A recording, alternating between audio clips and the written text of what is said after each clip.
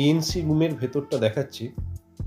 বাঁ হাতেই এএনসির examination table, তার পাশে আছে হ্যান্ড ওয়াশ বেসিন, তার পাশে ফোকাস ল্যাম্প এবং এদিকটা একটা সাইড স্ক্রিন এবং ছোট একটা কাঁচের আলমারি বা র্যাক বলতে পারেন।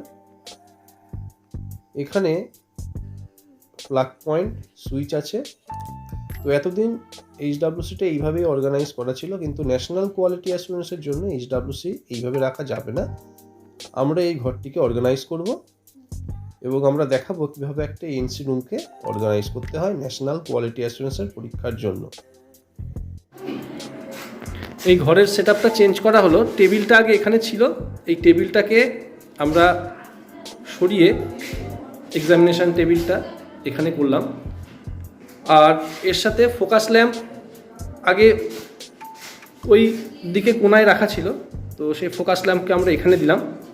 এবং বেনিফিশিয়ারির লেগ সাইডে পায়ের দিকে বায়োমেডিক্যাল ওয়েস্টের বাকেট রাখা থাকবে এবং 4 বাকেট ফর ক্লিনিং, একটাতে 0.5% chlorine solution, plain water, soap water এবং প্লেন ওয়াটার, এইভাবে ফুট এন্ডে রাখা থাকবে, যাতে ওখানে আইইউসিডি বা ভিআইএ করার পরে সেই বায়োমেডিক্যাল ওয়েস্ট ওখানে ফেলা যায় এবং তার ইনস্ট্রুমেন্টগুলো সরাসরি এখানে ফেলা যায়, কোথাও না নিয়ে গিয়ে।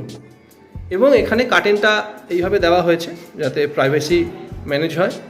এবং আগে এই র্যাকটি এই পাশে রাখা ছিল, এখন আমরা সরিয়ে র্যাকটিকে এখানে রাখলাম এবং র্যাকের ওপরে যে সামগ্রীগুলো ব্যবহার হয়, এএনসি ট্রে বা বিভিন্ন টেস্টের জন্য যে জিনিসগুলো, সেগুলো আমরা এই র্যাকের ওপর সাজাবো বা এই ছোটো আলমারিটির ওপর সাজাবো।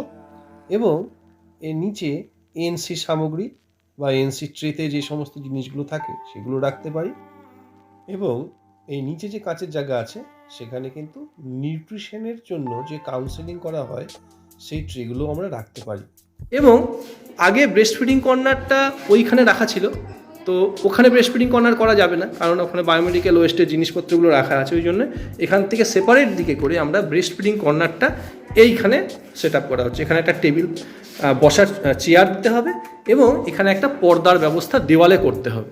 তাহলে দেওয়ালে পর্দার ব্যবস্থা করলে কি সুবিধা হবে, আমরা যখন বেনিফিশিয়ারি থাকবে না বা ক্লায়েন্ট যখন থাকবে না তখন পর্দা সরিয়ে দিলে আমরা এই পুরো স্পেসটাকে ইউজ করতে পারবো। এখানে হ্যান্ড ওয়াশিং বেসিন আছে এবং ওদিকে টয়লেট আছে। তো এইভাবে আমরা এএনসি রুমটাকে সুন্দর করে সেট আপ করলাম এবং সারা বছর এই ভালোভাবে এই সেট আপেই কাজ করতে হবে, তাহলে কাজে সুবিধা হবে। এখানে ফুটস্টেপও দেওয়া আছে যাতে বেনিফিশিয়ারি পা দিয়ে এর ওপরে উঠতে পারে, এটা ভালো টেবিল।